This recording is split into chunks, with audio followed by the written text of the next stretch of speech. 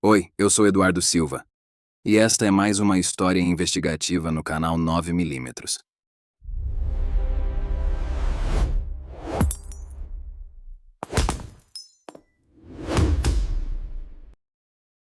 Hoje, eu quero começar fazendo uma pergunta simples. Quantos microfones existem ao seu redor neste exato momento? Talvez um no seu bolso, outro na sua televisão, um terceiro no seu relógio de pulso, e quem sabe, até na sua geladeira. Nós convidamos essas tecnologias para dentro de nossas casas, em troca de conforto. Nós trocamos a nossa privacidade pela conveniência de acender uma luz sem apertar um interruptor. Mas, e quando esses dispositivos criados para nos servir começam a obedecer a outra pessoa? E quando a sua casa, o lugar onde você deveria se sentir mais seguro no mundo, se transforma em uma gaiola de vidro, onde cada movimento seu é assistido, catalogado e usado contra você? A história de hoje aconteceu recentemente, no dia 13 de outubro de 2023. É o caso de uma mulher que descobriu, da pior maneira possível, que as paredes têm ouvidos e que o inimigo nem sempre precisa de uma chave para entrar. Neste caso, o criminoso não precisou arrombar a porta. Ele já estava lá dentro, escondido nas linhas de código. Nossa protagonista é Júlia Vasconcelos. Aos 32 anos de idade, Júlia era o retrato do sucesso moderno. Arquiteta de software sênior de uma grande fintech, ela era uma mulher extremamente racional, lógica e controlada. Ela morava sozinha em uma cobertura duplex no bairro do Itaim Bibi, em São Paulo. O apartamento de Júlia não era apenas luxuoso, era uma fortaleza tecnológica. Tudo ali era automatizado. As cortinas se abriam com o nascer do sol, a temperatura se ajustava sozinha conforme o clima lá fora, e as trancas das portas eram biométricas. Não existiam chaves de metal na vida de Júlia. Ela confiava cegamente na tecnologia. Era uma terça-feira chuvosa e fria em São Paulo. Júlia tinha chegado do trabalho exausta, por volta das 22 horas. Ela tomou um banho, pediu comida por um aplicativo e foi dormir cedo, por volta da meia-noite. O apartamento estava em modo noturno. Luzes apagadas, alarme ativado, silêncio absoluto. A chuva batia forte contra as janelas de vidro duplo, mas lá dentro, tudo era paz. Até que o relógio marcou exatamente 3 horas e 45 minutos da madrugada. Júlia acordou num sobressalto. O coração dela disparou antes mesmo que ela entendesse o que estava acontecendo. O sistema de som surround da sala de estar, que tinha caixas embutidas no teto de todo o apartamento, ligou sozinho. E não ligou em um volume baixo. O som explodiu no volume máximo, fazendo as janelas vibrarem. Mas não era música. O que estava tocando, ecoando pelas paredes daquele apartamento escuro, era uma voz. A voz de uma mulher, chorando compulsivamente, falando coisas desconexas. Júlia, ainda tonta de sono, levou alguns segundos para reconhecer aquela voz. O sangue dela gelou quando ela percebeu. A voz era dela mesma. Era uma gravação da própria Júlia. Mas não era uma gravação pública. Aquele áudio era de uma conversa privada que ela teve com sua terapeuta, 2 dias antes, enquanto estava dentro do seu carro, parada no trânsito. Ela estava desabafando sobre a solidão, sobre a pressão do trabalho, chorando. Aquele momento de vulnerabilidade extrema estava agora sendo transmitido em loop, altíssimo, dentro da sua própria casa, às 3 da manhã. Júlia correu para a sala, tropeçando no escuro. Ela gritou o comando de voz para a casa. Sistema, desligar som. Sistema, silêncio. Mas a luz azul do painel central apenas piscou, como se estivesse processando, e nada aconteceu. O choro continuava. A sensação era de que a casa estava zombando dela. Desesperada, ela teve que puxar o REC da televisão e arrancar o cabo de força da tomada. O silêncio voltou de repente, deixando apenas o som da respiração ofegante de Júlia e da chuva lá fora. Ela estava tremendo. A primeira reação lógica dela foi pensar em um defeito. Deve ser um erro de sincronização da nuvem, ela pensou. Talvez o celular tivesse conectado sozinho ao sistema de som. Ela tentou se acalmar, pegou um copo d'água e verificou o celular. Nenhuma conexão ativa.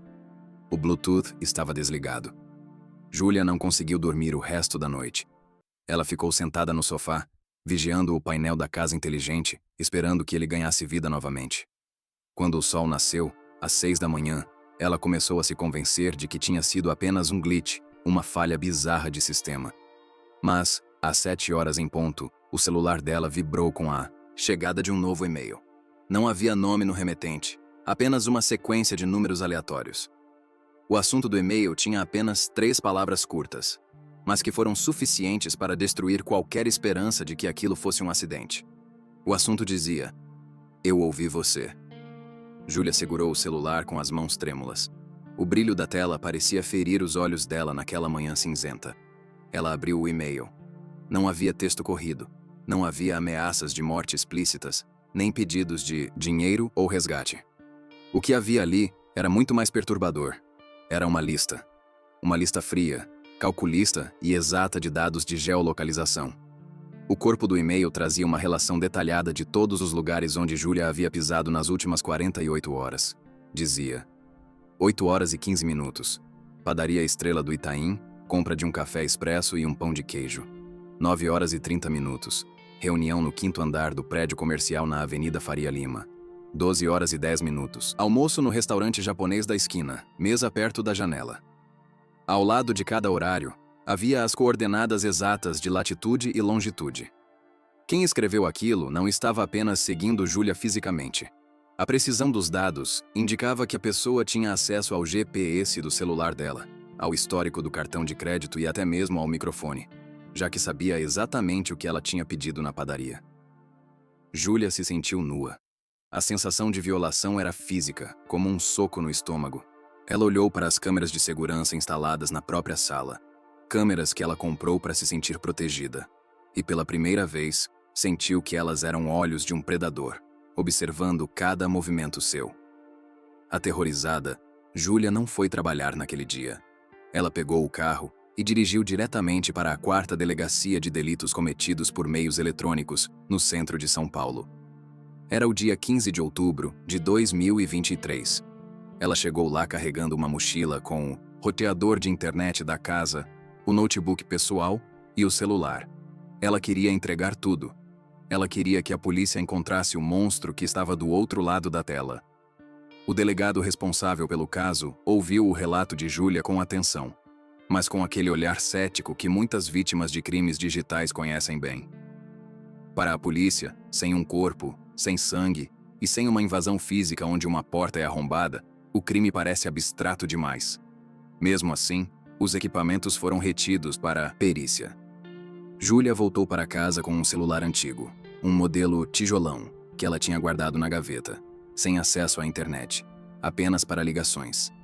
Ela achou que, cortando o mal pela raiz, o pesadelo acabaria. Mas os dias que se seguiram foram de um silêncio angustiante. 3 dias depois, o laudo da perícia ficou pronto. O veredito foi um balde de água fria. Os peritos da Polícia Civil analisaram cada byte dos aparelhos de Júlia. Eles rodaram os antivírus mais potentes do mercado. Buscaram por malwares, keyloggers ou qualquer sinal de acesso remoto não autorizado. O resultado? Nada. Absolutamente nada. Segundo o relatório oficial, não havia nenhum endereço de IP estranho conectado à rede dela. Não havia nenhum software espião instalado. Para a polícia, a conclusão lógica era desconcertante. Tecnicamente, era impossível que alguém de fora tivesse acesso àquelas informações. O delegado, tentando ser delicado, mas falhando miseravelmente, sugeriu que talvez a própria Júlia, estressada com o trabalho e sofrendo de exaustão mental, tivesse enviado aquele e-mail para si mesma em um momento de dissociação, ou talvez tivesse esquecido a conta logada em algum computador público. Aquilo foi o auge do suspense psicológico. O criminoso tinha conseguido algo que ia muito além da invasão digital. Ele fez com que Júlia duvidasse da própria sanidade. Ela saiu da delegacia se questionando. Será que eu estou ficando louca? Será que eu imaginei a voz no rádio? Será que eu escrevi aquele e-mail e não lembro? Ela voltou para o apartamento, mas o fantasma da máquina não tinha terminado com ela. A trégua durou pouco. No dia 20 de outubro de 2023, a agressividade dos ataques subiu de nível. Júlia estava na sala, tentando ler um livro físico, mantendo distância de qualquer eletrônico. De repente, Todas as telas da casa ganharam vida simultaneamente. A televisão de 60 polegadas na parede, o monitor do computador no escritório que estava em modo de espera, e até o painel da geladeira inteligente. Tudo acendeu ao mesmo tempo. As telas ficaram totalmente pretas. E então, lentamente, letras vermelhas, digitadas como se alguém estivesse escrevendo naquele exato momento, começaram a aparecer. A frase se formou em todos os cômodos da casa ao mesmo tempo. Você não pode desligar quem te criou. Júlia gritou. Ela pegou um vaso de decoração e arremessou contra a televisão, estilhaçando a tela. Mas a mensagem continuava brilhando no monitor do escritório e na cozinha. O terror era onipresente. Ela não pegou roupas, não pegou documentos, apenas pegou a bolsa e correu para a porta. Mas a porta não abriu. A fechadura eletrônica estava travada. O painel digital da fechadura exibia um cronômetro em contagem regressiva. 10, 9, 8.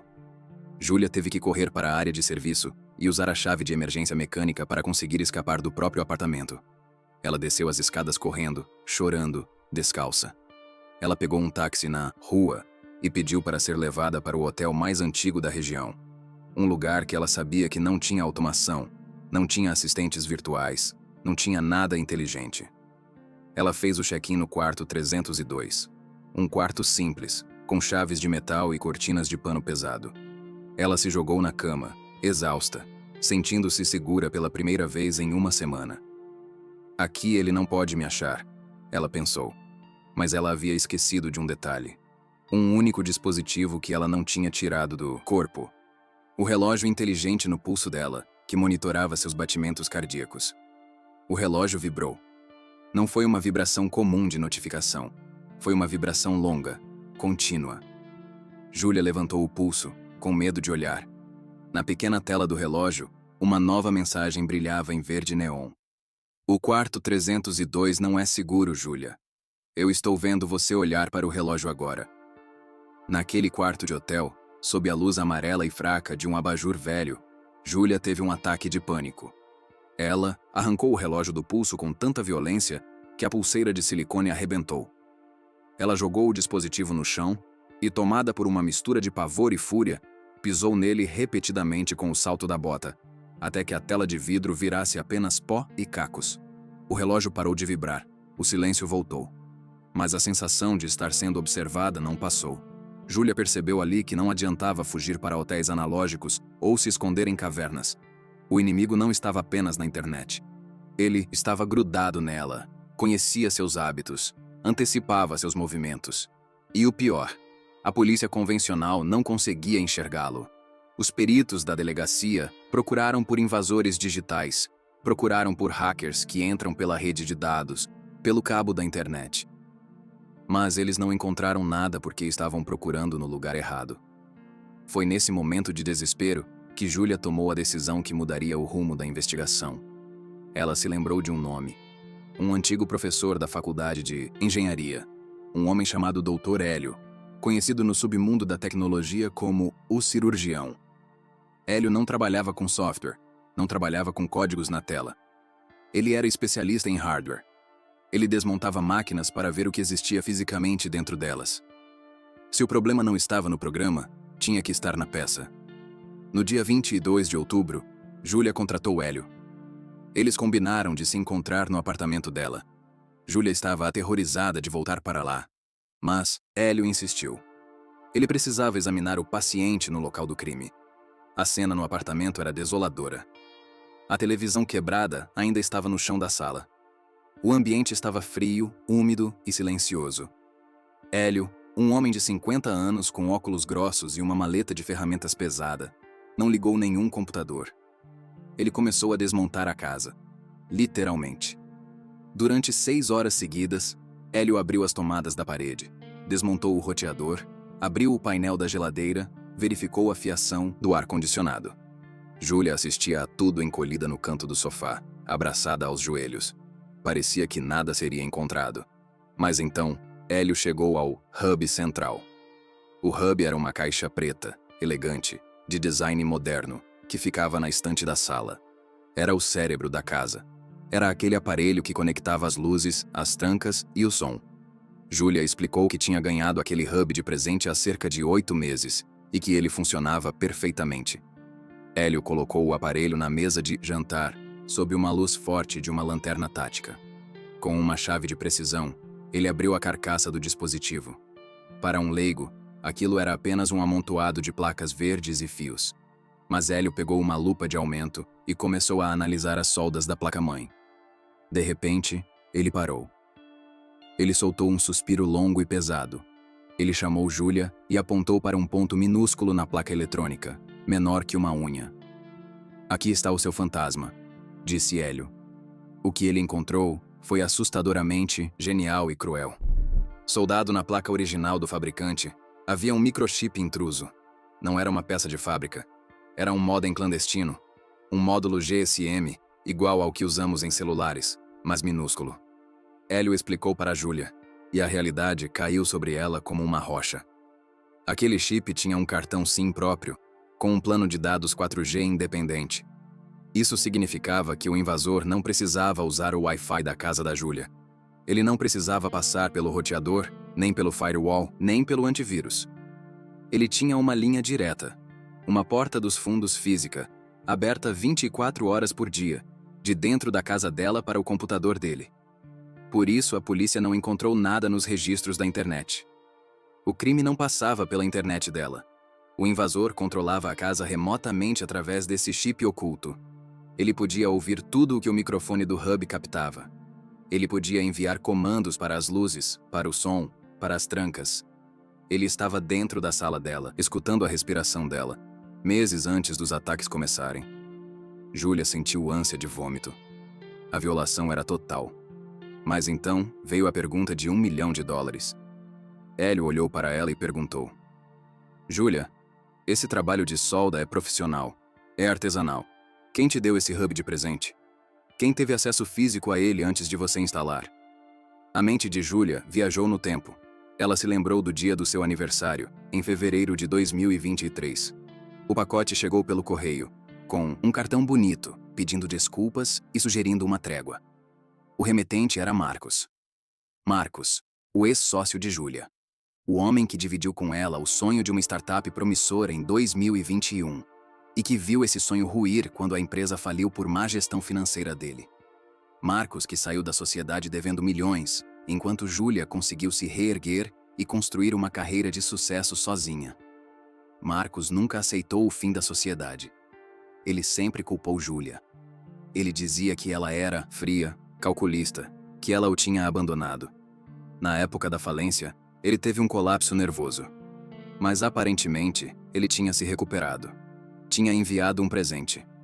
Um presente de paz, pensou ela na época. Mas agora, olhando para aquele chip soldado na placa, Júlia entendeu. Não era um presente de paz. Era um cavalo de Troia. Marcos não queria dinheiro. Marcos não queria voltar a ser sócio. O que ele queria era algo muito mais sombrio. Ele queria provar que podia controlar a vida dela, já que não conseguiu controlar a empresa. Ele queria que Júlia perdesse a única coisa que ela valorizava mais que tudo: a sua mente lógica e o seu controle. A descoberta do chip clandestino mudou tudo. Agora, Júlia não tinha apenas suposições. Ela tinha uma prova física, palpável e irrefutável. O Dr. Hélio, com todo o cuidado de um cirurgião forense, removeu o componente intruso da placa-mãe e o lacrou em um saco de evidências antiestático. Na manhã seguinte, dia 23 de outubro, eles voltaram à delegacia. Dessa vez, a atitude da polícia foi completamente diferente. O delegado não estava mais lidando com uma mulher estressada imaginando coisas. Ele estava diante de um crime de alta complexidade técnica, um caso de stalking qualificado com o uso de dispositivo ilegal de interceptação. A investigação saiu do Departamento de Crimes Cibernéticos e ganhou o reforço da equipe de operações especiais. A polícia rastreou o número de série do cartão SIM que estava dentro do chip espião. A operadora de telefonia cooperou rapidamente sob ordem judicial. O cartão estava registrado em nome de um laranja, uma pessoa que nem sabia que seu documento havia sido usado.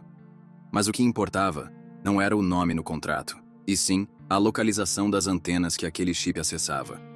E mais importante, para onde aquele chip enviava os dados. Os peritos conseguiram rastrear o fluxo de informações. O chip da casa de Júlia se comunicava exclusivamente com um servidor privado, criptografado, localizado em um endereço IP fixo. Ao cruzar esse endereço com os registros da provedora de internet local, a polícia chegou a um endereço físico. Não era um galpão abandonado na periferia. Não era um esconderijo subterrâneo. O sinal vinha de um apartamento residencial, um estúdio pequeno e discreto na rua Pamplona, a apenas 2 quarteirões da casa de Júlia. Marcos estava perto. Perigosamente perto. Ele tinha alugado aquele lugar estrategicamente para estar na mesma região, respirando o mesmo ar, frequentando os mesmos mercados, assistindo à destruição dela de camarote. A operação de captura foi marcada para a noite de 3 de novembro de 2023. Eram 22 horas quando 3 viaturas descaracterizadas cercaram o prédio. Júlia não estava lá. Ela aguardava em segurança na casa de seus pais, mas recebia atualizações em tempo real pelo advogado. Os policiais subiram em silêncio tático. Arrombaram a porta do apartamento 304. O que eles encontraram lá dentro chocou até os agentes mais experientes. O lugar não parecia uma casa. Parecia uma central de controle de tráfego aéreo. As janelas estavam cobertas com papel alumínio para bloquear a luz e sinais externos. No centro da sala, havia uma mesa em formato de U, com 6 monitores ligados. E nas telas, a obsessão de Marcos se materializava. Um monitor mostrava o gráfico de temperatura do quarto de Júlia. Outro monitor exibia um registro de texto com todas as conversas que ela teve dentro de casa nos últimos 6 meses, transcritas automaticamente por uma inteligência artificial. Havia fotos impressas coladas nas paredes, fotos tiradas na rua, fotos de Júlia comprando pão, fotos dela entrando no Uber. Mas o mais perturbador estava no monitor central. Era um painel de controle personalizado que o próprio Marcos havia programado. Havia botões digitais com nomes sádicos.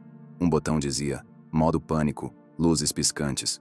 Outro dizia terror noturno, som no máximo. E havia um botão, que felizmente nunca foi apertado, chamado detonar sobrecarga elétrica. Marcos tinha a capacidade de causar um curto-circuito real na fiação da casa de Júlia, o que poderia ter iniciado um incêndio fatal. Marcos não estava armado com revólveres ou facas. Ele estava sentado na cadeira giratória, de costas para a porta, usando fones de ouvido com cancelamento de ruído. Ele estava tão imerso no mundo digital que criou, tão focado em monitorar o vazio do apartamento de Júlia, já que ela tinha fugido, que não ouviu o ariete da polícia derrubando a porta. Ele foi preso em flagrante, com as mãos no teclado. Quando os policiais o algemaram, ele não gritou, não resistiu e não negou. Segundo o relatório da prisão, ele apenas olhou para o monitor desligado e sorriu um sorriso frio, sem emoção. Ele disse uma única frase para o delegado: "O código não tem sentimentos. Eu só estava corrigindo um erro no sistema." Para Marcos, Júlia não era mais uma pessoa. Ela tinha se tornado um bug, uma falha que ele precisava controlar, monitorar e eventualmente apagar. A mente dele tinha se fundido com a máquina de uma forma doentia. Ele não via a prisão como o fim. Ele via apenas como uma pausa no processamento. O julgamento de Marcos não foi longo. As evidências físicas encontradas no apartamento dele, somadas aos logs do servidor e ao chip apreendido, formaram uma montanha de provas que nenhuma defesa conseguiu derrubar. Em fevereiro de 2024, ele foi condenado a 12 anos de prisão por perseguição agravada, invasão de dispositivo informático e danos morais e psicológicos irreversíveis. Hoje, Marcos está em uma cela comum, sem acesso a computadores, onde a única tela que ele vê é o céu quadrado através das grades da janela. Quanto a Júlia, ela sobreviveu, mas não saiu ilesa. Ela vendeu a cobertura no Itaim Bibi. O apartamento dos sonhos, que se tornou o cenário de seus pesadelos, foi passado para frente. Hoje, Júlia mora em uma casa térrea, em um bairro tranquilo. Se você for visitar a casa dela, vai notar algo curioso. As cortinas são abertas com as mãos. As chaves da porta são de latão pesado e fazem barulho quando giram. Ela não tem assistentes de voz. Ela não tem aspiradores robôs que mapeiam a casa. O celular dela fica desligado dentro de uma gaveta sempre que ela entra na sala. Júlia aprendeu, da maneira mais dura possível, que o silêncio real não é apenas a ausência de som, mas a ausência de sinal. Este caso, senhoras e senhores, nos deixa uma reflexão perturbadora que eu quero que você leve para o seu travesseiro hoje à noite. A tecnologia é uma ferramenta maravilhosa. Ela curou doenças, encurtou distâncias e nos deu o conhecimento do mundo na palma da mão. Mas ela também derrubou as últimas muralhas que protegiam a nossa intimidade. Antigamente, para um criminoso te observar dentro do seu quarto, ele precisava escalar um muro, quebrar uma janela e se esconder no armário. Era arriscado. Era difícil. Hoje, nós facilitamos o trabalho dele. Nós compramos as câmeras, nós instalamos os microfones, nós colocamos os rastreadores nos nossos pulsos e pagamos caro por isso. Nós convidamos o espião para jantar e ainda damos a senha do Wi-Fi. Quanto de conforto você está disposto a trocar pela sua liberdade? Será que a conveniência de acender a luz com um comando de voz vale o risco de nunca mais estar verdadeiramente sozinho? Eu quero fazer um teste com você agora. Um teste de realidade. Se você já teve a sensação estranha de conversar sobre um produto com um amigo, e minutos depois, o anúncio desse mesmo produto apareceu no seu celular, eu quero que você deixe o seu like neste vídeo agora. Vamos ver quantas pessoas já sentiram na pele que o algoritmo está ouvindo. E nos comentários, eu quero que você me responda uma coisa, e seja sincero. Qual é o único aparelho tecnológico que você jamais, em hipótese alguma, deixaria entrar na sua casa? Uma câmera de segurança interna? Um assistente de voz? Ou, talvez, aquele brinquedo conectado do seu filho? Escreve aqui embaixo. Eu leio todos os comentários e quero saber onde você traça a sua linha vermelha. Eu sou o Eduardo Silva. No 9mm, a ficção serve de alerta para a realidade. Obrigado por assistir. Fiquem seguros.